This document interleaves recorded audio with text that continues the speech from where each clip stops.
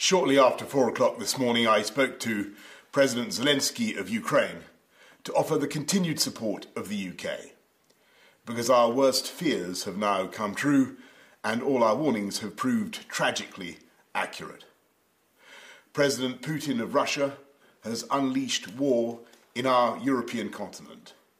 He's attacked a friendly country without any provocation and without any credible excuse. Innumerable missiles and bombs have been raining down on an entirely innocent population. A vast invasion is underway, by land, by sea, and by air. And this is not in the infamous phrase, some faraway country of which we know little. We have Ukrainian friends in this country, neighbours, co-workers. Ukraine is a country that for decades has enjoyed freedom and democracy and the right to choose its own destiny. We and the world cannot allow that freedom just to be snuffed out. We cannot and will not just look away. It's because we've been so alarmed in recent months at Russian intimidation that the UK became one of the first countries in Europe to send defensive weaponry to help the Ukrainians. Other allies have now done the same, and we will do what more we can in the days ahead. Today, in concert with our allies, we will agree a massive package of economic sanctions designed in time to hobble the Russian economy.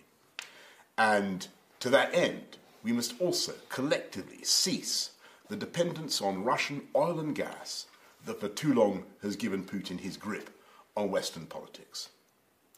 Our mission is clear.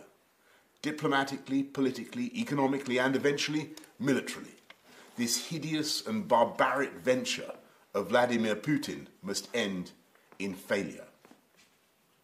And so I say to the people of Russia, whose president has just authorized a tidal wave of violence against a fellow Slavic people, the parents of Russian soldiers who will lose their lives, I cannot believe this is being done in your name, or that you really want the pariah status it will bring to the Putin regime. And I say to the Ukrainians in this moment of agony, we are with you. We're praying for you and your families, and we are on your side. And if the months ahead are grim and the flame of freedom burns low, I know that it will blaze bright again in Ukraine, because for all his bombs and tanks and missiles, I don't believe that the Russian dictator will ever subdue the national feeling of the Ukrainians and their passionate belief that their country should be free. I say to the British people and all who have heard the threats from Putin against those who stand with Ukraine, we will of course do everything to keep our country safe. We're joined in our outrage by friends and allies around the world. We will work with them for however long it takes to ensure that the sovereignty and independence of Ukraine is restored.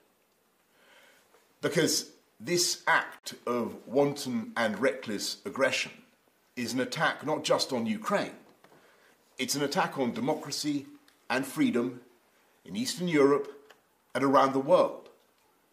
This crisis is about the right of a free, sovereign, independent European people to choose their own future. And that is a right that the UK will always defend.